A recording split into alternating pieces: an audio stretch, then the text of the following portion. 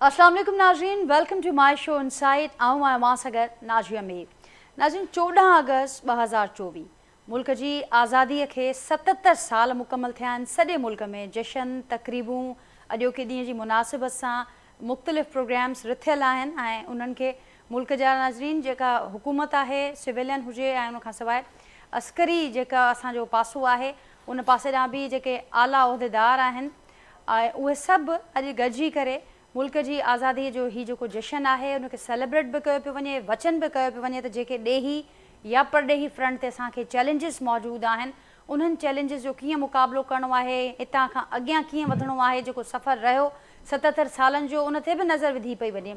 अॼोके प्रोग्राम में नाज़रीन असां जेको फोकस हूंदो इन ते त ज़रूरु हूंदो त हीअ जेके आज़ादीअ जा 77 साल आहिनि उन में छा वियो वापिरियो, पर असांजो घणो फोकस माज़ीअ खां हटी करे प्रेज़ेंट ते हूंदो। असां ॾिसूं था त शानदार असांजो माज़ी रहियो आहे मुल्क जो, पर जेको हाल आहे, जेको प्रेज़ेंट आहे असांजो, उहो चैलेंजिस सां भरपूर आहे, चैलेंजिस ते ॿधलु आहे ऐं मुल्क हिन वक़्तु शदीद क़िस्म जे बहराननि जे वर चढ़ियल आहे। जेका ख़ुदि हिन वक़्त जी हुकूमत आहे, रियासत आहे, उहा इहो चवंदे नज़र अचे थी त मुल्क जो जेको हीउ वारो पीरियड आहे उन खां अॻु ईअं ज़रूरु थियो आहे त मुल्क अंदरि हमेशह खां ॾेही या परॾेही फ्रंट ते चैलेंजिस बि रहिया आहिनि, क्राइसिस बि रहिया आहिनि, पर हीउ हिकिड़ो अहिड़ो वक़्तु आहे जॾहिं असां ॾिसूं था त मल्टीपल चैलेंजिस असांखे नज़र अचनि पिया ऐं को अहिड़ो फ्रंट न आहे जिते को क्राइसिस या को चैलेंज कर खणी न बीठो हुजे। मुल्क जो मुआशी जेको फ्रंट आहे उन ते पिणु चैलेंजिस आहिनि तमामु घणा। मुल्क जो सियासी जेको फ्रंट आहे उहो बि अवां जे आॾो आहे, जिते पिणु गुज़िरियल केतिरे ई वक़्त खां सियासी अदम इस्तेकाम आहे, पॉलिटिकल पोलराइज़ेशन आहे। उन खां सवाइ नाज़रीन असीं ॾिसूं था त हिन वक़्तु आइनी जेको क्राइसिस आहे उहो बि कर खणी बीठल आहे। त मुल्क में मुख़्तलिफ़ चैलेंजिस आहिनि। ॾेही सतह जो असीं ज़िक्र कयोसीं, परॾेही जेके चैलेंजिस आहिनि उहे पिणु तमामु घणा चैलेंजिस आहिनि। त अॼोके प्रोग्राम में असांजो फोकस हिन ते हूंदो त जेके चैलेंजिस असां वटि मौजूदु आहिनि, हर माण्हू नाज़रीन आम माण्हू खां वेंदे उहे सभु माण्हू जिन खे आवाम चूंडे करे मोकिले थो ऐवाननि में, या जिन मथां वॾियूं ज़िम्मेवारियूं आहिनि मुल्क जूं, मुल्क जे दिफ़ा जूं वॾियूं ज़िम्मेवारियूं आहिनि, अॼु सभु ज़ाहिर आहे हिन ॾिहाड़े ते लफ़्ज़ी तौर ते जेको ख़राजी अक़ीदत आहे उहे मुल्क खे ॾियनि था, उहा भेटा ॾिनी पई वञे, सलाम बि पेश कयो पियो वञे, पर अमली जेको ख़राजी अक़ीदत आहे अॼु उन ते असांजो वधीक फोकस रहंदो त जेके मुख़्तलिफ़ इनिशिएटिव्स आहिनि, जेके मुख़्तलिफ़ शयूं आहिनि उहे त नज़र अचनि पियूं, पर अञा वधीक छा करे सघिजे थो, जेके मुल्क खे हिन वक़्तु चैलेंजिस ऐं क्राइसिस आहिनि उनजो हल छा आहे, छा मौजूदा जेके पॉलिसियूं आहिनि उहे उन जे बहराननि जे हल करण जे लाइ काफ़ी आहिनि। इन सभुनि सवालनि ते नाज़रीन अॼु गुफ़्तगू थींदी। जेको पैनल मूंसां गॾु मौजूदु आहे उन एक्सपर्ट पैनल जो तारुफ़ सां कराईंदसि। मूंखे जॉइन कयो आहे अॼोके पैनल में 3 सीनियर डिप्लोमेट आहिनि। मूंसां गॾु मौजूदु आहिनि ज़फ़रुल्ला शेख साहब, सीनियर डिप्लोमेट आहिनि, अॻूणा सफ़ीर आहिनि, कराची स्टूडियो में उन्हनि मूंखे जॉइन कयो आहे। सर तव्हांखे वेलकम चवंदसि अॼोके प्रोग्राम में। मां गुफ़्तगू जे लाइ वक़्तु कढियो, मुंहिंजी वॾी महिरबानी। उनखां सवाइ नाज़रीन मूंसां गॾु GR बलोच साहब आहिनि ऐं हसन हबीब साहब आहिनि। ॿई मूंसां गॾु वीडियो लिंक ज़रिए अॼोके प्रोग्राम जो हिसो आहिनि। अवां ॿिन्ही खे भलीकार, अवां ॿिन्ही जी महिरबानी। ऐं ज़फ़रुल्ला शेख साहब, अवांजी ॿियनि जी इजाज़त सां मां गुफ़्तगू जो आगाज़ कंदसि अॼोके प्रोग्राम जो। सभ खां पहिरियां त सॼी क़ौम खे मुबारक हुजे अॼोके ॾिहाड़े जी, अव्हांखे मुबारक हुजनि, लखे अव्हांखे वाधायूं हुजनि। ऐं पोइ छा चवंदो जेको 77 सालनि जो हीउ सफ़र पूरो थियो आहे मुल्क जी आज़ादीअ जो, कीअं ॾिसो पिया अॼोके ॾींहं जी अहमियत मुनासिबत सां, छा चवणु चाहींदो? बिस्मिल्लाहिर रहमानिर रहीम। जनम ॾींहुं आहे पाकिस्तान जो, मुबारक तव्हां बि ॾिनी। असां सभई ख़ुशि आहियूं, ख़ुशी जो ॾींहुं आहे। ऐं जॾहिं असांखे आज़ादी मिली हुई त सर्टनली इहो अहिड़ो ॾींहुं आहे हिकिड़ो, मुंहिंजो ख़्यालु आहे हर मुल्क जे हिस्ट्री में जॾहिं जनम ॾींहुं कंहिंजो बि जॾहिं बि थियो आहे, नेचुरली ख़ुशी मनाई थी वञे। सॼे मुल्क में असां ॾिठोसीं त हाणे पाण ॾिसूं था पिया, या हेतिरा साल गुज़री चुका आहिनि त उन में जिते किथे सेलिब्रेशन्स जा फॉर्मेट्स आहिनि, सेमिनार्स थी रहिया आहिनि, वर्कशॉप्स आहिनि, ॿार नंढड़ा झंडा खणी घुमंदा था वतन, को किथे समुंड ते, ख़ुशकी ते, जिते किथे पाकिस्तान जो नालो पियो वञे। अल्लाह करे आबाद रहे, नंबर 1। नंबर 2, हर मुल्क में जॾहिं बि को आज़ादी जो ॾींहुं हूंदो आहे सभु मुल्क मल्हाईंदा आहिनि। हर कंहिंजो पंहिंजो फॉर्मेट आहे। मां एतिरनि मुल्कनि में रहियो आहियां, ॾिठो बि आहे हुते ख़ुशीअ जो इज़हार हूंदो आहे। ख़ुशी जो इज़हार पोइ हाणे जंहिं नमूने में कोई करे, हुतां जे कल्चरल जेके आहिनि सिलसिला उन नमूने में थींदा आहिनि, प्रोग्राम्स थींदा आहिनि। घणेई हिस्ट्री खे रिपीट कयो वेंदो आहे त असां छा खोयो, छा पायो, ऐं पंहिंजो इन्हनि खे पाण खे थोरी अप्रेज़ल हूंदी आहे, जिते वरी लीडरशिप अहिड़े क़िस्म जी हूंदी आहे ऐं डेमोक्रेसी हूंदी आहे या जहिड़े क़िस्म जी हूंदी आहे, उहा पाण खे पोइते बि ॾिसंदी आहे, अॻिते बि ॾिसंदी आहे त मुल्क लाइ छा करिणो आहे। छो जो आवाम जेको आहे, असां जेके आहियूं, असां वोट ॾेई ख़तमु करे छॾींदा आहियूं केसो, पोइ चार्ज वेंदी आहे जेके मुल्क जूं जिन खे वागूं हथ में हूंदियूं आहिनि, लीडरशिप हूंदी आहे। ईअं सॼे दुनिया में इहो ई सिस्टम आहे। पोइ हाणे कहिड़ो किथे रहे। हाणे असांखे जेको तव्हां पाण चयो त असांखे इहो ॾिसणो आहे त हिन 77 सालनि में असां कुझु पायो आहे या कुझु खोयो आहे, ऐं चैलेंजिस कहिड़ा आहिनि। हर मुल्क में जी हर मुल्क खे चैलेंजिस आहिनि, सभिनी मुल्कनि जा आहिनि। मां एतिरनि मुल्कनि में रहियो आहियां, अरब वर्ल्ड में रहियो आहियां, यूरोप में रहियो आहियां, अफ्रीका में रहियो आहियां, हिते चैलेंजिस सभिनी खे आहिनि। हाणे उहो मक़सदु इहो आहे त कहिड़ी हुकूमत, कहिड़ी लीडरशिप कीअं उन्हनि चैलेंजिस खे फेस करे थी, कहिड़ा हुन में बैरियर्स आहिनि, कहिड़ियूं अपॉर्चुनिटीज़ आहिनि, कहिड़ियूं स्ट्रेंथ्स आहिनि, कहिड़ियूं वीकनेसिस आहिनि। इहा शइ असल ॾिसण जी जेकी आहे, उन में वॾो पार्ट जेको प्ले करे थो उहा आहे एजुकेशन। तव्हां हर मुल्क खे ॾिठो हूंदो त एजुकेशन जेकी आहे उहा सभ खां प्राइम आहे। त हर शइ खे सम्झण जी कोशिशि हुजे, लीडरशिप हुजे, ॿी का शइ हुजे। बाक़ी हाणे हर कंहिंजो मुल्क जो पंहिंजो सिस्टम आहे, हिकिड़ो हले थो, पंहिंजो मोनार्की बि ॾिठी, ॿियो बि शयूं आहिनि। हाणे हर कंहिं खे जेको सूट करे थो पियो। मुंहिंजो जेको चवणु आहे हिन ख़ासि करके, जीअं तव्हां बि पाण हाणे चयो त हिन ॾींहं ते असां इहो पाण खे ज़रूरु ॾिसूं ऐं असांजी लीडरशिप क़ौम खे ॿुधाए त हाणे प्रेज़ेंट छा आहे ऐं पास्ट छा हुई। मुंहिंजे ख़्याल में जेको मुंहिंजे पंहिंजी ज़ाती राय आहे, जेको बैकबोन आहे कंट्री जो, वन ऑफ हाणे असांजे 33 वर्टिब्रास आहिनि, उन में कुझु वर्टिब्रास जेके आहिनि उहे फ़ौज खे ॾिबो। फ़ौज बेसिकली हिकिड़ी रीढ़ जी हड्डी आहे। ॿियूं बि शयूं आहिनि पंहिंजी जाइ ते। पाण हर मुल्क जा रिसोर्सिस पंहिंजा पंहिंजा आहिनि। अलहमदिल्ला पहिरीं शइ त मां इहा चवंदुसि, हिन में दुनिया में असांजी फ़ौज जेकी आहे उहा उन सां मुक़ाबले करण लाइ कोई बि ॿ दफ़ा सोचींदो। असांजो अलहमदिल्ला उनजो डिसिप्लिन, उनजी ट्रेनिंग, अॼु बि केतिरनि ई मुल्कनि जा ऑफिसर्स जेके आहिनि ट्रेनिंग वठनि पिया, फ़ौज जी ट्रेनिंग वठनि पिया। असांजी बेस माशाल्लाह मज़बूत आहे। मां सच ॿुधायो त मां जिते बि सर्व कयो आहे उते हमेशह असांजे फ़ौज जी सभ खां पहिरियों तारीफ़ थींदी आहे। बाक़ी हाणे लीडर्स आहिनि, उन्हनि जूं दोस्तियूं आहिनि, बायोलेटरल रिलेशन्स आहिनि। असां सफ़ीर मां सफ़ीर थी करे असांजी कोशिशि इहा हूंदी आहे, we should become the bridge between the two countries. We should promote the bilateral political जेके बि रिलेशनशिप हूंदा आहिनि। An ambassador represents the head of state. हाणे उन में असांखे जेको आहे तमामु वॾी रिस्पॉन्सिबिलिटी हूंदी आहे। वेही करे घणी शयूं जेके हूंदियूं आहिनि, मतिलबु जे माण्हू मथे ईंदो आहे त सभु शयूं त माण्हू बयानु नथो करे सघे, पर मक़सदु ओवरऑल इहा आहे त असां जेके आहिनि जे तमामु वॾो असांजे मथां भार हूंदो आहे त असां पंहिंजे कंट्री खे कीअं रिप्रेज़ेंट था कयूं, कहिड़ो फ़ाइदो था वठूं, केतिरो प्रमोशन था कयूं, बायोलेटरल ट्रेड या हर शइ जेकी आहे, इहे चैलेंजिस असांखे हुया ऐं हमेशह रहंदा।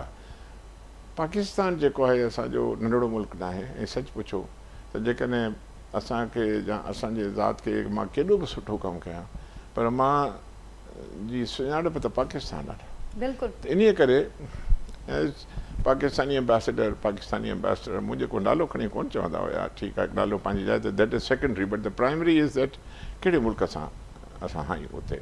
हिते बि ईअं ई आहे सिलसिलो। सो मुंहिंजो ख़्यालु आहे त पाकिस्तान में रिग्रेट थियणु न खपे। कोताहियूं सभिनी जूं हूंदियूं आहिनि, ग़लतियूं बि सभई कंदा आहिनि, लीडर्स बि कंदा आहिनि। सॼे दुनिया में असां ॾिसूं था, डेमोक्रेटिक ट्रेंड्स में बि जेको आहे ग़लतियूं थींदियूं आहिनि। मोनोपली में, वन मैन शो में बि थींदियूं आहिनि। मां आई एम अ डिप्लोमेट। असांजो कमु ॿियो कुझु न आहे। असांजो कमु आहे बाग़ीचे खे पाणी ॾियणु, असांजो कमु आहे उते गुल लॻाइणु, असांजो कमु आहे ॿिनि धुरियुनि खे, ॿिनि मुल्कनि खे क़रीब आणणु। हुन में पीपल टू पीपल एक्सचेंज आहे। हुन खां पोइ हाणे माशाल्लाह तव्हां सीनियर आहियो, मीडिया जी एक्सचेंजिस जेके आहिनि अॼुकल्ह ताज़ो ई तव्हांखे यादि बि हूंदो त अरशद नदीम वारी जेका ही अचीवमेंट हुई ऐं हुन बि डेडिकेट कई त मुल्क जो जेको आज़ादी वारो ॾिहाड़ो आहे, असीं सभु 14 अगस्त हू मुल्क जे अंदरि अची बि चुका आहिनि। शानदार हुनजो आदरभाव थियो आहे त असीं ही 14 अगस्त जेका अॼु असीं सेलिब्रेट कयूं पिया त सभु गॾिजी करे हिन मेडल जेको 40 सालनि खां पोइ पाकिस्तान खे गोल्ड मेडल मिलियो आहे। ऐं उन वक़्तु असां ॾिठोसीं त कहिड़े रीति उन कामयाबीअ न रुॻो हितां जे माण्हुनि खे जेके समूरा डिफरेंसिस विसारे, हुकूमत हुजे, ऑपोज़िशन हुजे, ॿिया मुख़्तलिफ़ सेक्टर्स हुजनि, सभु हिकु पेज ते नज़र आया। त उते असां ॿिनि मुल्कनि जे माण्हुनि खे बि ॾिठोसीं, हिक ॿिए जे लाइ प्यार मोहबत। जियर भलो साहब अव्हां वटि ईंदसि, तव्हांखे बि लखे वाधायूं मुल्क जे आज़ादीअ जे ॾिहाड़े जूं, अव्हांखे खोड़ मुबारकूं। मूंखे अॼोके ॾींहं जे हवाले सां अव्हां कीअं छा चवंदो उहो बि ज़रूरु ॿुधायो, ऐं गॾोगॾु जेका ॻाल्हि असीं कईसीं जेका ॻाल्हि ज़फ़रुल्ला शेख साहब कनि पिया उन शइ खे अॻियां वधाईंदसि त मल्टीपल सेट ऑफ चैलेंजिस हर दौर में रहिया हिन वक़्तु बि असांखे चैलेंजिस न रुॻो परॾेही फ्रंट ते मौजूदु आहिनि पर हिन भेरे जेका असां सिचुएशन ॾिसूं पिया तोड़े उहा सिविलियन लीडरशिप हुजे या अस्करी लीडरशिप हुजे मुख़्तलिफ़ वक़्तनि ते इहो चवंदे नज़र अचनि पिया त हिन वक़्तु जेको ही सेट ऑफ क्राइसिस आहे असांजे आॾो ही इन जी नोयत तमामु घणी मुख़्तलिफ़ आहे माज़ीअ जे क्राइसिस खां माज़ीअ जे चैलेंजिस खां त उन जे लाइ जेका तयारी हुजणु खपे जेको असांखे जहिड़े रीति फाइट करणी आहे उहा पिणु मुख़्तलिफ़ आहे उन जी जेके घुरिजूं आहिनि उहे तमामु मथे आहिनि अव्हां छा चवंदो उन ते फर्दर जी महिरबानी नाजिया ऐं तव्हांखे बि तमामु घणी मुबारकूं हुजनि वाधायूं हुजनि ख़ैर मुबारक जी साहब जी असांजा जेके ॿुधंदड़ आहिनि नाज़रीन आहिनि सामाईन आहिनि उन्हनि खे बि तमामु घणी मुबारकूं हुजनि पाकिस्तान जे अंदरि रहण वारा पाकिस्तान खां ॿाहिरि रहण वारा उन्हनि सभिनी खे मुबारकूं हुजनि पाकिस्तान जा दोस्त जेके पाकिस्तान खे सां मुहबत कनि था असांजा पूरी दुनिया में आहिनि अहिड़ियूं क़ौमूं आहिनि जेके पाकिस्तान सां मुहबत कनि थियूं असां उन्हनि मुल्कनि में रहिया आहियूं जंहिंमें पाकिस्तान जी मुहबत जो इज़हार कयो वञे थो मां सीरिया में हुउसि ऐं छाकाणि जो असांजी फ़ौज माशाअल्लाह उन्हनि जी फ़ौज सां गॾु ई उन्हनि जी आज़ादी जी जेको आहे सो दिफ़ा कयो हो त जॾहिं बि तव्हां ॿुधायो त पाकिस्तान त हू हुते इज़त से निभाता ॾिसंदा हुआ साॻी तरह सां अल्जेरिया में तव्हां हलिया वञो टर्की में हलिया वञो तो उन्हनि सभिनी खे बि मां पंहिंजो पैगाम जेकॾहिं उते पहुचे थो ट्रांसलेट थिए थो किथे यकीनन चाहींदुसि त हुजे ऐं ख़ासि तरह मां इहो आज़ादी जेको पाकिस्तान जी आहे सा अकेली न आहे असांखे इहो न विसारणु घुरिजे त हीउ ख़ितो जेको आहे सब कॉन्टिनेंट जेको आहे सो गॾिजी आज़ादु थियो बिल्कुलु त छो न असां आज़ादी जूं वाधायूं असां पंहिंजे ईस्टर्न पड़ोसियुनि खे बि ॾियूं हिंदुस्तान जे माण्हुनि खे बि ॾियूं त असां गॾिजी आज़ादी जेका आहे सा वरिती हुई कॉलोनियल पावर खां न को हुननि असांखे ग़ुलाम बनायो न असां हुननि जा ग़ुलाम हुआसीं असांखे हिकिड़ी धारी ही जेका क़ौम आई सा मैनिपुलेट करे असांखे 200 सालनि ते ग़ुलाम रखियो उन सां असां गॾिजी विड़ी जेको सो आज़ादी हासिल कई तो आज़ादी जो सलाम उन्हनि मतवालनि खे बि जिन पंहिंजी जान ॾिनी आज़ादी लाइ जंहिंमें असां सभिनी खे ख़बर आहे त सिर्फ़ु मुस्लमान कोन हुआ मुस्लमान बि हुआ हिंदू बि हुआ क्रिश्चियन बि हुआ जिन्हनि पाकिस्तान जे लाइ आज़ादी जे लाइ जंग लड़ी पोइ असां पाकिस्तान तरफ़ खी वियासीं ऐं हिकिड़ी तारीख़ जो ॿियो हिसो आहे लिहाज़ा मुंहिंजे ख़्याल हाणे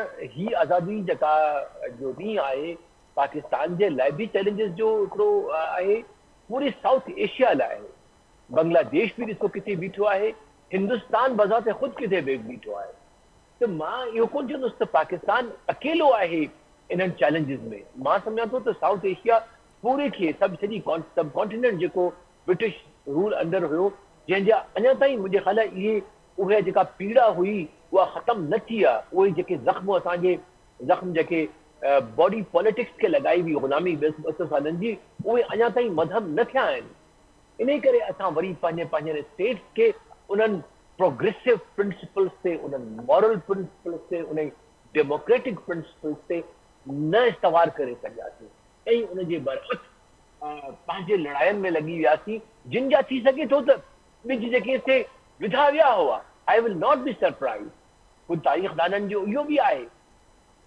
त शायदि ही जेका आज़ादी खां पोइ लड़ायूं थींदियूं रहियूं आहिनि पोइ चाहे पाकिस्तान ऐं हिंदुस्तान जो टकराव हुजे या असांजी पंहिंजूं ऐं ॿियनि जूं ग़लतियूं बांग्लादेश में या पाकिस्तान में हुजनि जहिड़ो कर इन में कंहिं हद ताईं उन तसलुत या उन जेका साम्राजी क़ुवतूं हुयूं जिन असांखे ग़ुलामी में रखियो उन्हनि जो बि जल्द थी सघे थो पियो पर चलो उहो हलियो वियो हाणे त हिकिड़ी नई जेका आहे सा नौजवान नस्ल असांजी आई आहे जंहिंखे नया आइडियाज़ आहिनि जिन खे नई तालीम आहे जेके दुनिया खे अञा वधीक क्लोज़ मिनट बाय मिनट ॾिसी सघनि था पंहिंजे टेलीविज़न जे स्क्रीन्स ते इंटरनेट जे थ्रू व्हाट्सएप जे थ्रू त दुनिया में छा पियो थिए त मुंहिंजे ख़्याल देयर इज़ नो रीज़न त पाकिस्तान पोइते रहे देयर इज़ नो रीज़न त असां जो कुझु आहियूं उहो रहूं यकीनी तरह सां के रस्ता हूंदा जेके असांखे नज़र न पिया अचनि या असांजी लीडरशिप खे नज़र न पिया अचनि या हू पंहिंजनि मसइलनि में एतिरा फाथल आहिनि, उहे ज़ाती हुजनि या जमाती हुजनि, जो उहो रस्तो जेको असांखे सॉल्वेशन तरफ़ वठी वञे, उहो रस्तो जेको असांखे प्रोग्रेस तरफ़ वठी वञे, उहो रस्तो जेको असांखे जमहूरियत तरफ़ वठी वञे, उहो रस्तो जेको पाकिस्तान खे in the comity of nation में पंहिंजी उहो वक़ार, उहो मक़ाम ॾियारे सघे जेको आहे। अल्हम्दुलिल्लाह Pakistan is the 5th largest country in the world population wise. ऐं ॿिया जेके इंडिकेटर तव्हांखे ॿुधायूं त कपाह में 5 नंबर आहे, कणिक में 6 नंबर या 5 नंबर आहे, शुगर केन जी प्रोडक्शन में भी 8 या 10 नंबर आहे। सो पाकिस्तान मादनियात जे हवाले सां ॾिसूं त उन में छा अल्लाह ताला असांखे छा न ॾिनो आहे। डाइवर्स ज़मीन ॾिनी आहे, पाणी आहे, माउंटेन आहिनि, रेगिस्तान आहे, खुला मैदान आहिनि, ज़रख़ीज़ ज़मीन आहे, दुनिया जो सभ खां वॾो कैनाल सिस्टम आहे। माय गुडनेस, तव्हां वेही जेकॾहिं तव्हां ॻणणु शुरू कयो त असांजी स्ट्रेंथ एतिरी घणी आहे जो we should be among the top 5 countries in the world, in fact ahead of them, and hopefully we would be. ऐं तव्हांखे मां ॿुधाईंदो हलां त 2100 में पाकिस्तान पॉपुलेशन जे लिहाज़ सां 3 नंबर ते बीठो हूंदो। ये जेको डेमोग्राफिक जेका प्रोजेक्शन हले पई थी, इंडिया सभ खां 2 नंबर ते, चाइना 1 नंबर ते, चाइना 2 नंबर ते, 3 नंबर ते पाकिस्तान। ओवर 500 मिलियन पाकिस्तानी थी वेंदा। तो इमेजिन कयो पोइ तव्हांजो मतिलबु हिकिड़ी स्ट्रेंथ आहे उहा बि, पर उन स्ट्रेंथ खे तव्हां जेकॾहिं पढ़ाईंदव लिखाईंदव न, तव्हां उन्हनि खे उहा साइंस टेक्नोलॉजी न ॾींदो, उन लाइ वसाइल पैदा न कंदो, ऐं उहा सही जवाबदारी असां ऐं जेका हीअं नस्ल आहे उन ते आहे। मां इहो चवंदो आहियां त असांजो बुनियाद जेको जो बि कुझु आहियूं, उहे नस्लूं जेके 20 साल 25 साल 50 साल पहिरियां असां कयूं हुयूं, उन्हनि बुनियाद रखिया, ग़लति रखिया, सही रखिया, नतीजा साम्हूं पिया अचनि। ऐं साॻी तरह सां जो कुझु असीं हाणे कंदासीं, ही नस्ल जेका जंहिं वटि मतिलबु इहो आहे, जिन लीडरशिप आहे, जिन जे हथ में जिन वटि फ़ैसिला साज़ी जो जी ताक़त आहे, उन्हनि जा फ़ैसिला, उन्हनि जो विजन जेको आहे सो डिटरमिन कंदो त ईंदड़ नस्लूं कहिड़े क़िस्म जे पाकिस्तान में रहंदियूं। सो आई थिंक ज़रूरी आहे त असां ईंदड़ वारे पाकिस्तान जे लाइ उहा तयारी कयूं जेका जवाबदारी अचे पई असां ते, being a 3rd largest population in the world. Nuclear त असां आहियूं, उहा हिकिड़ी ॿी क़िस्म जी जवाबदारी आहे, बट यकीनी ॻाल्हि आहे त पाकिस्तान जी जेको फुल पोटेंशियल आहे, it has to be exploited, it has to be use, इनखे इस्तेमालु करणो आहे। ऐं नौजवान असांजो पंहिंजो हिकिड़ो वॾो पोटेंशियल आहे, उनखे इस्तेमालु करणो आहे। बिल्कुलु जिया साहब, बेशक तव्हां बिल्कुलु दुरुस्त फरमायो त तमामु घणा वसीला असांखे मिलियल आहिनि, त खोड़ असां वटि शयूं अहिड़ियूं आहिनि जिन ते फ़ख्र सां असीं सॼी दुनिया खे ॾेखारियूं था, ॿुधायूं था, पर जेको असांजा अनटेप पोटेंशियल आहिनि, जंहिंमें मां ज़िक्र कयो त जेको असांजो यूथ जो जेको आहे उनखे असांखे ॾिसणो आहे, उनखे असांखे डायरेक्शन ॾियणी आहे। ईंदड़ जेको मुस्तक़बिल आहे, ईंदड़ जेको मामरा आहिनि, हालतूं आहिनि, उन्हनि जे लाइ असांखे हाणे खां ई तयारी करणी आहे, चैलेंजिस के हाल जे साम्हूं रखंदे। हसन हबीब साहब, आपको भी बहुत मुबारक आज के दिन की, और आप क्या कहेंगे आज के दिन पर? हम देखते हैं कि लफ्ज़ी तौर पर जो ट्रिब्यूट दिए जाते हैं, सलाम पेश किया जाता है, लेकिन अमली तौर पर जो इनिशिएटिव्स लिए गए या लिए जा रहे हैं, उसके अलावा और क्या किया जा सकता है? ना सिर्फ लीडरशिप, लेकिन इसके अलावा एक आम आदमी कैसे मुल्क के लिए कंट्रीब्यूट कर सकता है, क्या कर सकता है, क्या कहेंगे आप? बहुत बहुत शुक्रिया नजिया, आपको भी मुबारक हो, खैर मुबारक सारे सर। पाकिस्तानियों को आज़ादी की सालगिरह मुबारक हो। सबसे पहले तो मैं आपको ये कहूँगा कि हमें शायद उतनी कदर नहीं है पाकिस्तान की जितनी होनी चाहिए। आस्क एनी स्टेटलेस पर्सन कि मुल्क क्या होता है और उसकी शहरियत क्या होती है। इससे अगर हम आगे चलें तो मैं बहुत ज़्यादा मायूस नहीं हूँ। हमने बहुत लो उससे शुरू किया था, जो हमारा पाकिस्तान है, ये अंग्रेज़ों ने सिर्फ रॉ मटेरियल के लिए रखा था, तो यहाँ ना इंडस्ट्री थी, ना एनर्जी थी, ना कोई बड़ा इंफ्रास्ट्रक्चर था अदर देन रेलवे। तो उससे अगर हम अभी अपने आप को कंपेयर करें तो हम बहुत बेहतर हालत में हैं।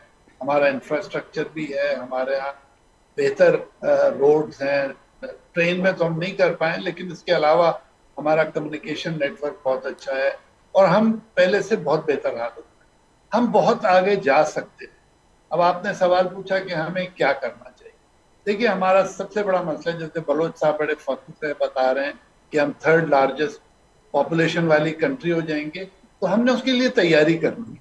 हमें यूथ को पढ़ाना है, हमने यूथ की हेल्थ का ख्याल करना है। इस वक्त इतना बुरा हाल है एजुकेशन का कि बलोच साहब भी पढ़ाते हैं, मैं भी पढ़ाता हूँ, हम फर्स्ट हैंड विटनेस हैं कि हमारा एजुकेशन सिस्टम बहुत डिजास्टर है, हमें उस पर बहुत ज्यादा तवज्जो देनी पड़ेगी, नहीं तो ये जो लोग हैं जिनकी सेहत खराब है, जिनकी तालीम नहीं है, ये हमारे लिए एक बहुत बड़ी लाइबिलिटी बन जाए। तो सबसे पहले तो हमें अपने यूथ पे, एजुकेशन पे और ट्रेनिंग पे खर्च करना चाहिए और उनको टेक्निकल एजुकेशन की तरफ लाना चाहिए। इस वक्त हमारे यहाँ बड़ा हैफेजर्ड है, टेक्निकल यानी मिडिल लेवल की जो हमारी टेक्नोलॉजी के लोग हैं, जैसे इलेक्ट्रीशियन है, वेल्डर हैं, मैकेनिक्स हैं, दे आर टोटली अनट्रेन। इनको हमने सिस्टम में लाना, इनको ट्रेनिंग देनी है, इनको ज्यादा से ज्यादा यूजफुल बनाना। अच्छा, इसके बाद हमारा सबसे बड़ा जो इशू आता है, जो मैं देख रहा हूँ, हमारे मुल्क में कोई लॉन्ग टर्म प्लानिंग नहीं। अगर कोई पार्टी कोई प्लान बनाती भी 5-10 साल का, तो जब पावर शिफ्ट होती है तो अगली जो पार्टी आती है वो उसको इरेज कर देती है और हम जीरो पे आ जाते हैं। जरूरत इस बात की है कि सारी पार्टियां मिलकर तय करें कि अब हमारा 20 year plan, 30 year plan, 15 year plan क्या होगा, और कमांड चेंज होती रहे, पॉलिसी नहीं चेंज। तो हमें एक तो कंटिन्यूटी चाहिए अपनी डेवलपमेंटल पॉलिसी, उसके बाद हमें नेशन बिल्डिंग की तरफ चाहिए। अनफॉर्चुनेटली हमारा जो नेशनलिज्म है वो बड़ा वीक है, और उसकी वजह ये है शायद कि हमने नेशनलिज्म को रीजनलिज्म और दूसरी फोर्सेस के अंडर में कर दिया। हमें डिफेंस का उतना प्रॉब्लम नहीं है, जैसे सबने ये कहा है, खासतौर पर शेख साहब ने, कि हमारी फौज बहुत अच्छी है। तो जो हमारा इनिशियल फेज का सबसे बड़ा मसला था 47 से लेके से 55 तक का डिफेंस का, अब हम उससे निकल आए हैं, और जब से हमारा न्यूक्लियर डेटरेंस है जो बड़ा क्रेडिबल है, तो हमें डिफेंस पे ज्यादा परेशान नहीं होना चाहिए। अब हमें फोकस करना चाहिए अपने इंडस्ट्रियल डेवलपमेंट की तरफ, अपनी इकोनॉमी को स्टेबल करने की तरफ से। और ये जो हम रिसेंटली पावर, बहुत कॉस्टली पावर के चक्कर में फंस गए और सर्कुलर डेट है, इससे हमें निकलना चाहिए। हमें आईपीपी से अपने रीनेगोशिएट करने चाहिए, और आइंदा जो है गवर्नमेंट आईपीपी की तरफ से दूर हो जाए। अपने टैक्स स्ट्रक्चर को इम्प्रूव करना है, टैक्स कलेक्शन की तरफ इम्प्रूव करना है, और कौम में एक आइडिया डेवलप करना है कि उन्होंने टैक्स देना है।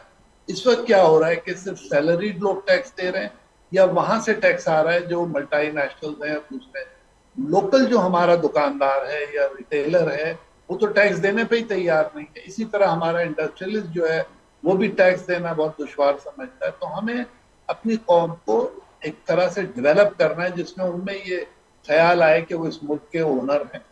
ये नहीं है कि बस वो प्रोटेस्ट ही करते रहते हैं, अपनी ड्यूटीज की तरफ तवज्जो नहीं देते हैं। मेरे ख्याल में हमें ये मुल्क अपने लीडर की वजह से, कायद आज़म की वजह से आसानी से मिल गया।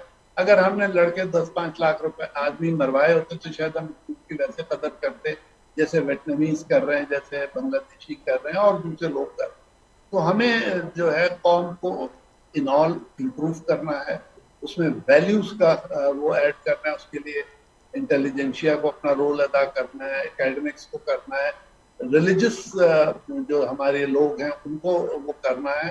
तो एक तो हमें अपने प्लान्स अपने रखने हैं, और वो प्लान्स पब्लिक हो। ये ना हो कि प्लान्स बनाए और वो चुपचाप पता नहीं कहाँ हो, कौन उन पे अमल कर रहा है। तो we have to have a very inclusive type of setup, जिसमें अवाम ये फील करें कि ये जो डेवलपमेंट प्लान है उनका है और उन्होंने इसको आगे लेके चलना है। ये ना हो कि आज पीपल्स पार्टी कोई प्लान बनाए, अगली पार्टी आके मना कर दे, वो प्लान बनाए उससे आगे वाली पार्टी मना कर दे। तो एक ऐसा हमें स्ट्रक्चर डेवलप करना है जिसमें हमारा लॉन्ग टर्म विजन हो मुल्क के बारे में। शॉर्ट टर्म तो जरूरी है, लेकिन लॉन्ग टर्म पे हमें बहुत ज्यादा ख्याल करना है, जिसमें एजुकेशन हो, हेल्थ हो, इकोनॉमी हो, इंडस्ट्री हो, एग्रीकल्चर। देखिए एग्रीकल्चर सबसे ज्यादा इम्पोर्टेंट है। फॉर्चुनेटली स्लोली एग्रीकल्चर जो है वो डेवलपमेंट की तरफ जा रहा है with technologies from China and other country. तो हमें ऑल इन ऑल अपने मुल्क में एजुकेशन और हेल्थ के साथ इन चीजों को भी प्रमोट करना है। Only then our youth will be gainfully employed. उनकी एजुकेशन में वो एलिमेंट्स हों जिसमें वो एक यूजफुल टेक्नीशियन के तौर पे, यूजफुल इंजीनियर के तौर पे, यूजफुल साइंटिस्ट के तौर पे पार्टिसिपेट करें। ये ना हो कि साल खत्म होता है 15 लाख पाकिस्तानी लड़के बाहर चले जाएंगे, हम जो हैं हमारे पास वही लोग रह जाएंगे जो बेयरली। मैं यही कहूँगा कि हमें जी प्लीज लॉन्ग टर्म प्लान्स बनाने चाहिए। लॉन्ग टर्म प्लान्स बनाने चाहिए। हसन नबी साहब, बहुत अहम और ख़ूबसूरत बात के सबसे पहले तो हमें कदर करनी होगी जो हम भूल चुके हैं, जो हम फॉर ग्रांटेड ले रहे हैं आज़ादी को। आज़ादी कितनी बड़ी नेमत है, मुल्क ने हमें क्या दिया, सबसे पहले तो उसको वैल्यू करना होगा। फिर आपने बात की पॉलिसीज़ के तसलसल की, नेशन बिल्डिंग की। ईंदड़ वक्त जी कीअं तैयारी करणी आहे, जेको मुस्तक़बिल असांजे सां आॾो बीठो आहे। ऐं जेका ॻाल्हि हिते JR बलोच साहिबु कई, हसन हबीब साहिबु कई, ज़फ़र शेख साहिबु, त असांखे ॾिसणो पवंदो त अगरि जेकर असां अॼु ध्यानु नथा ॾियूं हिन पासे ॾांहुं त जेको अनएजुकेटेड असांजो जेको यूथ हूंदो, जेको अनहेल्दी हूंदो, त उहो असांजे लाइ हिकु वॾी लाइबिलिटी बणिजी सघे थो एसेट खां, जेकॾहिं हुन ते फोकस न कयो वियो सही डायरेक्शन में। अवां हुन में वधीक छा एड कंदो, कहिड़े रीति असांखे तयारी करण जी ज़रूरत आहे मुस्तक़बिल लाइ? असां पंहिंजे हिन बाग़ीचे खे ठीक तरह सां मेंटेन कोन कयो आहे। पहिरियों जेको मिसाल हज़रत क़ाइद आज़म ॿुधायो, यूनिटी, फेथ, डिसिप्लिन, रुॻो इन्हनि टिनि जेकॾहिं अखरनि खे असां वठी हलूं हा त अॼु पाकिस्तान जी पोज़ीशन ॿी हुजे आहे। पर इन जो मतिलबु इहो न आहे त पाकिस्तान को पोइते आहे या कीअं आहे। ॾिसो, वर्ल्ड अफेयर्स में मां हिकिड़ो डिप्लोमेट आहियां, थोरो उनखे लिंक उन सां कंदुसि त यानी दुनिया जा जेके हालात आहिनि, उन जी जेके पॉलिसीज़ आहिनि, जेके असांजियूं पॉलिसीज़ आहिनि, उन्हनि सां असांखे लिंक करिणो पवंदो। If U have to go on highway, this is the highway of international relations. जिते सॼा मुल्क आहिनि, जिते ऑपरेट था कनि, उते डिफरेंट स्पीड हूंदी आहे। Local is a different thing. Naturally छा आहे त हिकु मुल्क खे जॾहिं अचे थी, असांखे जेको मुल्क मिलियो, सच पुछो त तमामु घटि क़ुर्बानीनि सां असांखे मुल्क मिलियो आहे, अलाह जे तरफ़ां हुयो। ऐं उन में तमामु वॾा हिकदमि लीडरशिप हिकदमि ठही आहे सही। इंडिया कॾहिं बि असांखे एक्सेप्ट न कयो आहे। इहा इंडिपेंडेंस इंडिया तव्हांखे ख़बर आहे हिस्ट्री जी। हुननि कॾहिं बि ईअं न पियो चाहे त हिकिड़ो मुस्लमाननि जो अलॻि ख़ितो थिए ऐं पाकिस्तान ठहे। लेटर पोइ हुन में आख़िर में काफ़ी कंस्पिरेसीज़ थियूं। लॉर्ड माउंट बैटन बि हुननि सां ॿधिजी वियो। इहा लॉर्ड माउंट बैटन मां इन करे थो चवां ॻाल्हि, जो उन पाण मञी हुई काफ़ी साल अॻे जन मरण खां अॻु में हुन चयो त yes I was with the Indians when the partition was being made. पोइ हुन में घणा ई फार्मूला आया, हिते मुस्लिम जी मेजॉरिटी हुजे, ॿी हुजे, त अल्टीमेटली कश्मीर में बि उन जी ई कंस्पिरेसी जॾहिं इंस्ट्रूमेंट ऑफ जेको आहे एक्सेशन साइन थियो हो, त लॉर्ड माउंट बैटन जी हुन में मर्ज़ी हुई। हाणे उन डिटेल्स में कोन था वञे, उहो कश्मीर असां वटि छॾे विया। मुंहिंजे चवण जो मक़सदु आहे त हिन दुनिया में ॿ शयूं बसि आहिनि। हिकिड़ी जेकी आहे, तव्हां गाॾी हलायो था लोकल लेवल ते, हिकिड़ी जेकी हलायो था इंटरनेशनल लेवल ते। उन इंटरनेशनल लेवल ते तव्हांखे उहो फ्रंट बि मज़बूत करणु लाज़मी आहे, जेको मुंहिंजे ख़्याल सां। हाणे मिसाली ॻाल्हि, असांजो जेको ख़ितो हाणे आहे साउथ एशिया जो, इहो सॼी दुनिया में कमज़ोर में कमज़ोर ख़ितो आहे। छो? तव्हां ॾिसो, यूरोप में वञो, यूरोपियन यूनियन ठही वई। अमेरिका जेके हेॾे होॾे हुया, जेके टुकड़ा टुकड़ा अमेरिकन जी हिस्ट्री तव्हां वठो, कंहिं वक़्त में कीअं हो, जैक्सन हुयो, थॉमस जेफरसन हुयो, हैरी ट्रूमैन हुया, इब्राहिम लिंकन हुयो। थोरा थोरा जेके आहिनि, हाणे थॉमस जेफरसन लुजियाना सॼो उन ख़रीद कयो। कंहिं कहिड़ो ख़रीद कयो? जेकॾहिं तव्हां हिस्ट्री जा स्टूडेंट आहियो, अमेरिकन हिस्ट्री जा, त इहे मुल्क जीअं ठहिया त अमेरिकन साउथ ऐं नॉर्थ पाण में हुनजो कोऑपरेशन थी वियो। अचो तव्हां हेठि गल्फ ते GCC ठही वियो। अचो तव्हां अफ्रीका में AU ठही वियो। अचो तव्हां फार ईस्ट में आसियान ठही वियो। जॾहिं असां पंहिंजे ख़िते ते आयासीं डिप्लोमेटिक लेवल ते, त आसियान ठहियो, इहो सार्क ठही। हाणे सार्क में हाणे इहो सोचण जी ज़रूरत आहे त असां जेके नंढा वॾा मुल्क हुयासीं साउथ एशिया में, जेकी कोशिशि कईसीं, मां त ईअं चवंदुसि त पाकिस्तान हमेशह हर लम्हे हर जॻह ते इहा कोशिशि कई आहे त हीउ ख़ितो जेको आहे सेफ रहे। ऐं पर हिकु ई मुल्क आहे जंहिं हिन सॼे पीस खे ख़तमु कयो, उहो हिंदुस्तान आहे। उहो कॾहिं नंढनि मुल्कनि खे पंहिंजे कब्ज़े में, तव्हां ॿिया ॾिसो भले जेके बि मुल्क आहिनि, नेपाल आहे, ॿिया आहिनि, जेके बि सार्क जा मेंबर्स हुया, सार्क खे तबाह करण वारो हिंदुस्तान आहे। असां पंहिंजी ॾाढी कोशिशि कई आहे। सो मच सो हिंदुस्तान सां 3 जंगियूं बि थियूं। हाणे कश्मीर में हुनजो कोई बि का शइ, हुनजो मॉरल बि हुन जी डिमांड नथी थी सघे। नेहरू पाण वियो 1947 में United Nations and he asked for the plebiscite, जेके अॼु ताईं नथा कनि। पोइ 1977 बि अची वियो, त 35 बि अची वई, जो न बेसिकली डिसऑनेस्टी। हिन मुल्क में हिते जेको सॼो हिन टर्मोइल आयो, ऐं अनफॉर्चुनेटली असां हिकु पेज ते न आहियूं। ऐं जेकॾहिं असां हिते पीसफुली, छो जो उसूल इहो हुजणु खपे हर फॉरेन पॉलिसी, जेके बि ऑब्जेक्टिव्स आहिनि, त तव्हां पंहिंजे नेबर्स सां सुठो हलो ऐं उन्हनि खे पंहिंजी जेकी असुलु जॻह उहा ॾियो। If you believe in hegemonism then things doesn't work.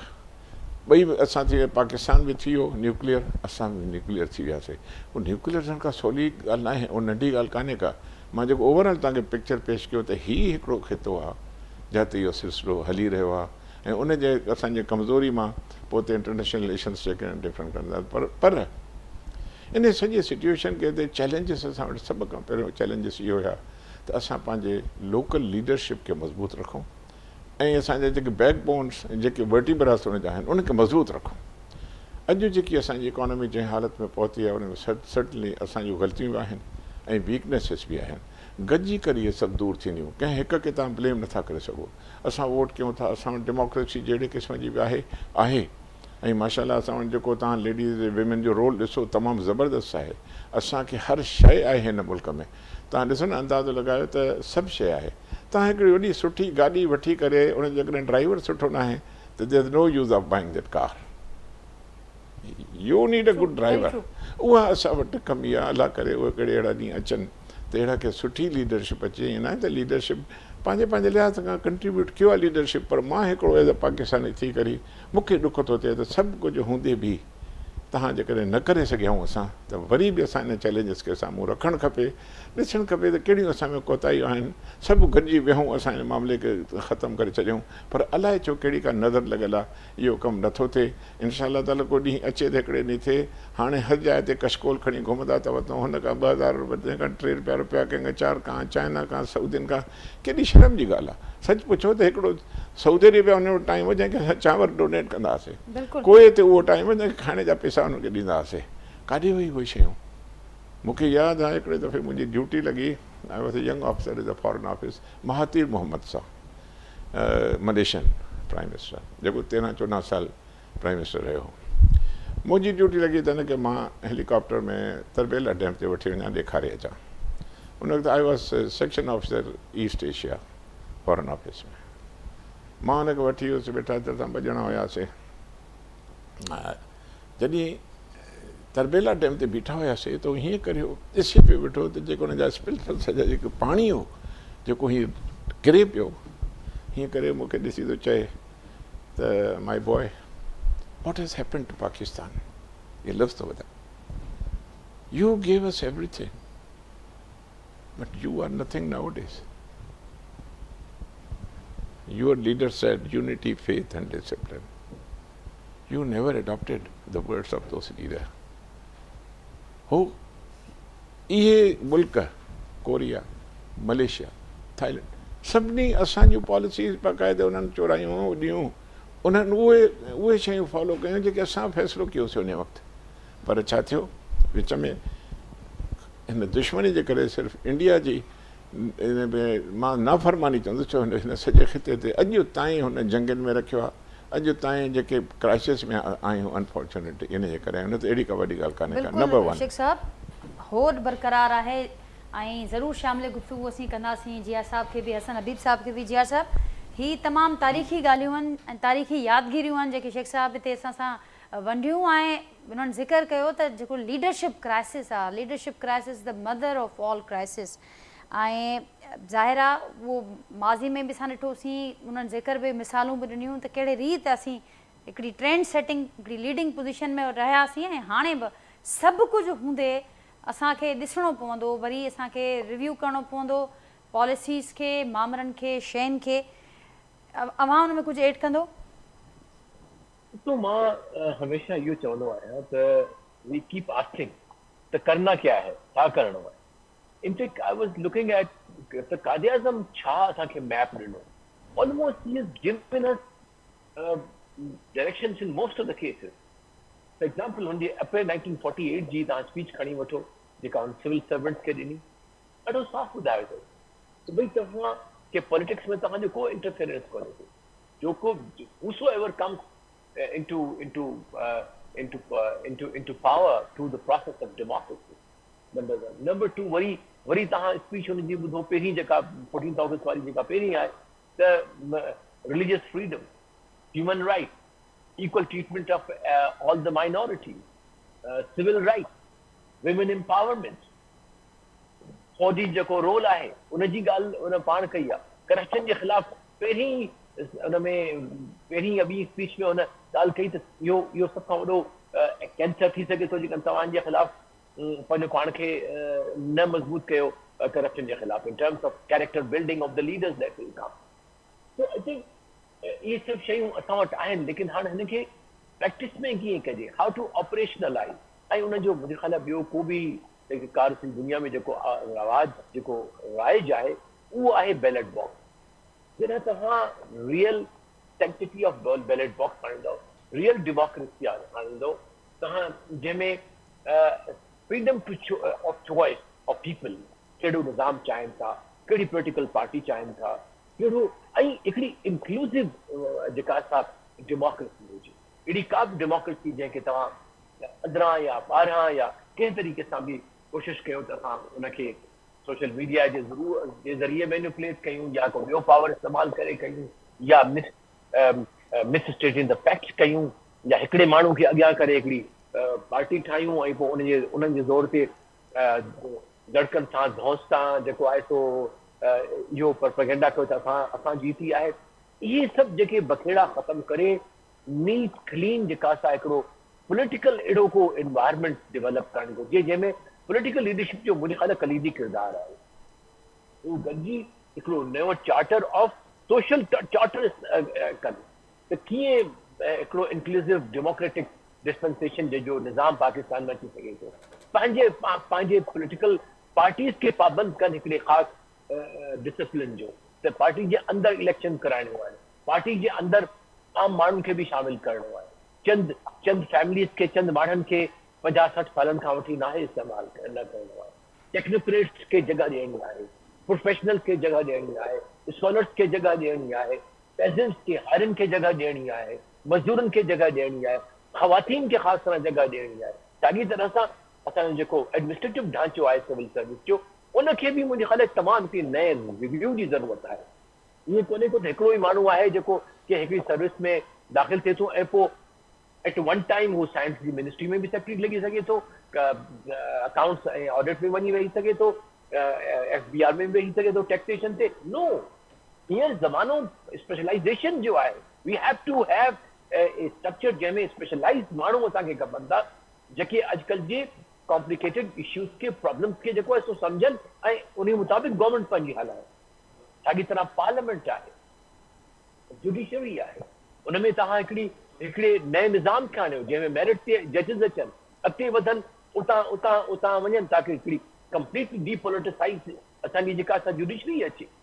साॻी तरह सां असांजे इहे टई जेके स्ट्रक्चर आहिनि स्टेट जा, the legislator, the executive and the judiciary, इहे ॿई पिलर जेके आहिनि हिन वक़्तु जेके आहिनि असांजा unfortunately they have to be rebuild. उन्हनि खे दोबारा वरी रीबिल्ड करणो आहे ताकी जेको सुपर स्ट्रक्चर आहे स्टेट जो सॼो इन्हनि टिनी पिलर्स ते बीठो आहे. लेकिन इहे पिलर असां मज़बूत न कया त पोइ स्टेट असांजी जीअं नज़र पई अचे कमज़ोर नज़र ईंदी. लिहाज़ा ज़रूरी आहे त 21st सेंचुरी जूं जेके डिस्कवरीज़ आहिनि ऐं आहिनि अहिड़ा मॉडल पिया जंहिंमें कीअं जुडिशियल निज़ाम आणिजे, कीअं एक्सेस टू जस्टिस खे कीअं एक्सपीराइट कराइजे, कीअं जजिस जेके आहिनि से तमामु हिकिड़ा इंडिपेंडेंट जजिस विदाउट एनी पॉलिटिकल और एनी पर्सनल बायस कीअं सिलेक्ट कजनि, कीअं उनखे ग्रूम करणो पए थो. साॻी तरह ब्यूरोक्रेसी जी मूं अर्ज़ु कयो त स्पेशलाइज़ ब्यूरोक्रेसी तव्हांखे खपे.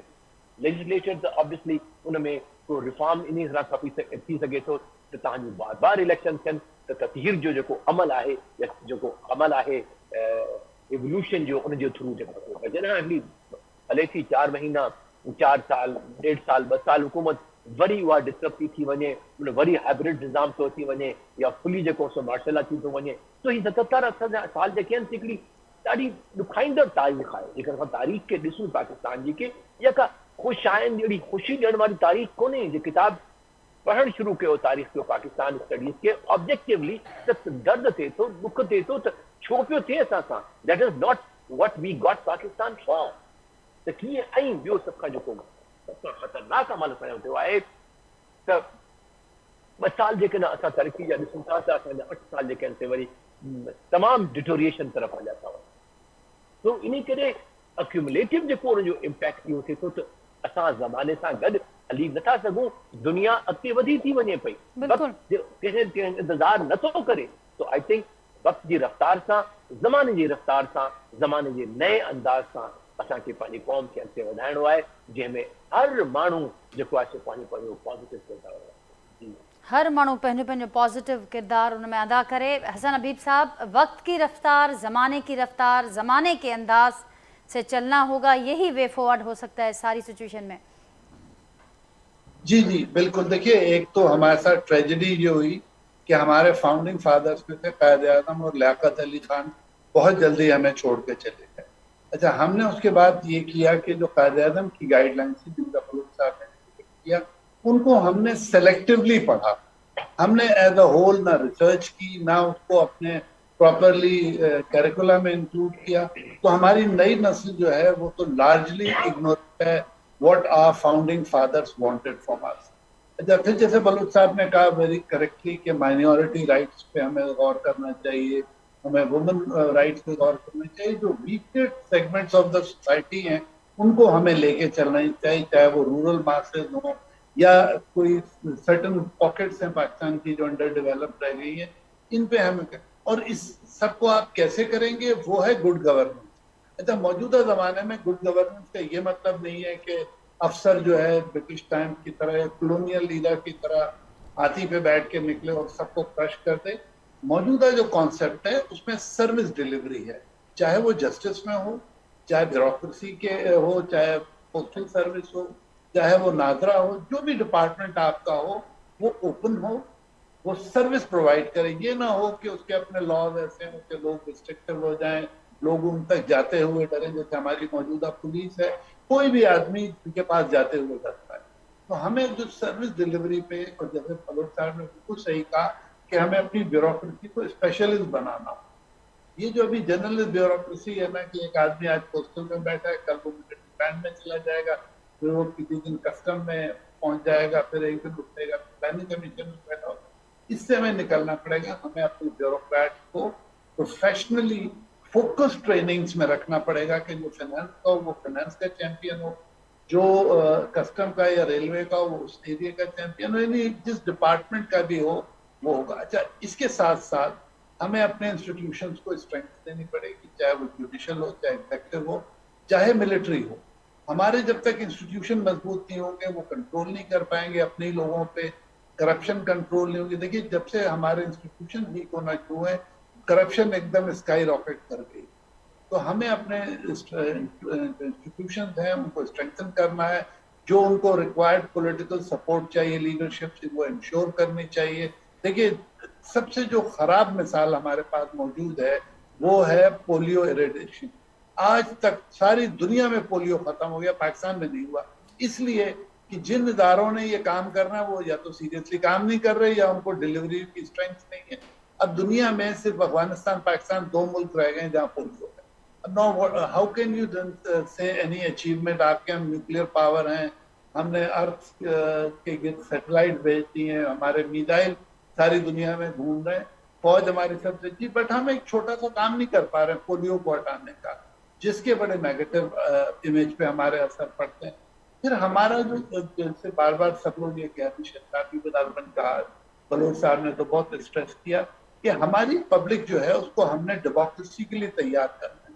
ये जो बिरयानी की प्लेट पे या एक आध अपॉइंटमेंट्स के लिए फैमिली में या पैसे की खातिर जो वोट पड़ता है, इसके लिए हमें अपनी आवाम को तैयार करना है कि अगर उनको अपनी कौम का फ्यूचर चाहिए तो उन्होंने वोट देना है सही है, चाहे वो किसी भी कौम का हो, चाहे उसकी जबान कोई भी हो, चाहे उसका मजहब कोई भी हो। अगर एक अच्छा आदमी है तो हमें उसको वोट देना।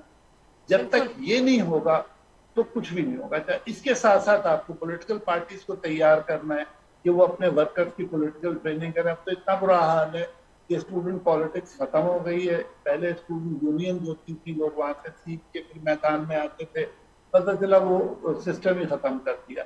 पॉलिटिकल पार्टीज ना इलेक्शन करती हैं, ना कोई रियल डेमोक्रेसी है। ये मोदी सियासत चल रही है जिसमें बाप से बेटा, बेटे से पोता या नवासा जो भी आ रहा है, और पार्टी के ना इलेक्शन प्रॉपर होते हैं, सिर्फ वो होता है ना हमें पता है कि उनको फंडिंग कौन कर रहा है, कोर्ट में केस जाता है तो वहां नहीं हल होता। तो हमें बहुत ज्यादा प्रॉब्लम हो रहा है पॉलिटिकल पार्टीज के स्ट्रक्चर से। और इस डेमोक्रेसी से। एंड लास्टली, जैसे बलोच साहब भी कह रहे थे और मैंने भी पहले कहा था, हमारी पार्टीज को बैठ के अपना चार्टर तय करना है भाई, जो भी हमारी आइडियोलॉजी। अव्वल तो पाकिस्तान में पार्टीज की आइडियोलॉजी नहीं, सही। पहले कोई पार्टी सेंटर लेफ्ट होती थी, कोई सेंटर राइट होती, ज्यादा दूर नहीं थे। अब सब पार्टियां सेंटर सेंटर है, और अब जो है उनमें सिर्फ पावर की स्ट्रगल है, क्योंकि वीक हैं। 4 साल उनको क्या 2 साल गुजारने मुश्किल हो जाते हैं, कभी पॉलिटिकली कभी अदरवाइज। तो पार्टीज की जो इनहेरेंट वीकनेस है उसको दूर करने का एक ही तरीका है कि सारी पार्टीज बैठें और वो रास्ता बंद कर दें जिससे इलीगल फोर्सेस आती हैं या इलीगल फोर्सेस इन्फ्लुएंस करती हैं पॉलिटिकल प्रोसेस। जब तक हम इन चीजों पे क्लियर नहीं होंगे, हमारा जो है वो डेवलपमेंट का कोई फायदा। हल मौजूदा या जो हमारे पास जो आने वाले जो बहरान जो बिल्कुल तैयार खड़े हैं, उनका हल मिल बैठने में है, मकालमे में है। ज़फ़रुल्लाह शेख साहब, आख़िरी तव्हांजो कॉमेंट वठंदसि, फाइनल कॉमेंट। त जेका ॻाल्हि थी ऐं तमामु मुख़्तलिफ़ हर पासे के तक़रीबन अभी टिनी एक्सपर्ट्स कवर कयो आहे, बसि आख़िर में इहो त इनेबलिंग इन्वायरमेंट जेको हुजे थो, हिकिड़ो कल्चर जंहिंजो ज़िक्र थिए थो, त नेशन बिल्डिंग बि जेकॾहिं करणी आहे, जेकॾहिं क्राइसिस जो हल बि कढणो आहे, त उन खां लाइ ज़रूरी आहे त हिकिड़ो अहिड़ो सेहतमंद माशरे लाइ हिकिड़ो सेहतमंद कल्चर असांखे पहिरां जोड़णो पवंदो। 77 साल असां ईअं ई रड़ियूं कंदा आया आहियूं, 77 साल असां ईअं ई ॻाल्हियूं कंदा आया आहियूं, ह्यूमन राइट्स न थियनि, हो न थियनि, हीअं थियणु खपे। हाणे टाइम आहे त कयो, करणु खपे। छा आहे मिसाली ॻाल्हि, जेकॾहिं if U full democracy like America is not working, adopt another form in which Pakistan should go forward. असां छो था लॼ में न कयूं त डेमोक्रेसी डेमोक्रेसी, पोइ डेमोक्रेसी जो कंहिंखे त पूरो मैनिफेस्टो जी स्पेलिंग जी ख़बर कान्हे, तव्हांखे माण्हू खे एजुकेशन पूरी तव्हांजे कान्हे। असांजे सिंध रूरल में केतिरी एजुकेशन आहे। We give vote to the feudal, इहा कहिड़ी डेमोक्रेसी आहे? So now we should all sit together. असांजा इदारा सभु सुठा कमु करे रहिया आहिनि ऐं असां अलाए छो आर्मी सां एलर्जिक आहियूं, जो कोई आर्मी जो नालो एस्टेब्लिशमेंट जो खणे त चिरक भरिजी थो वञे। But they are Pakistanis, they have माशाल्लाह been in the forefront. उन्हनि पंहिंजूं कुर्बानियूं ॾिनियूं आहिनि, उन्हनि खे विहारे करे ऐं the politician they should sit together and come out with some formula. बाक़ी ॻाल्हियूं जेके आहिनि, मां चवां थो काफ़ी वक़्तु थी वियो आहे, ॻाल्हियुनि जे लाइ काफ़ी वक़्तु थी वियो आहे। ज़फ़रुल्लाह शेख साहब, इन शइ सां प्रोग्राम खे वाइंड अप कंदासीं। तव्हांजी वॾी महिरबानी। JR Baloch sahab, Hasan Habib sahab, thank you so much for taking your time out. नाज़रीन, प्रोग्राम में गुफ़्तगू मां ॿुधी ऐं हिकिड़ो ई आहे त ॻाल्हियूं खोड़ थियूं, हाणे अमल जो वक़्तु आहे। वक़्त जी रफ़्तार सां, ज़माने जी रफ़्तार सां हलणो आहे। जेकॾहिं इन्हनि समूरनि चैलेंजिस खे असांखे मुक़ाबिलो उन्हनि जो करिणो आहे ऐं मुल्क खे जेको शानदार असांजो माज़ी रहियो, जंहिंजो असां ज़िक्र कयोसीं, उन ई पोज़ीशन ते आणणो आहे, त पोइ उनजे लाइ कमु बि असांखे उन ई रफ़्तार सां करिणो पवंदो। अवां खां इजाज़त वठंदासीं। हिकु भेरो ॿीहर जेके बि ॾिसंदड़ आहिनि उन सभिनी खे अॼोके ॾिहाड़े जूं खोड़ वाधायूं। वरी उहा सां जल्द मुलाक़ात थींदी, तेसिताईं ॾींदा इजाज़त। अल्लाह हाफ़िज़।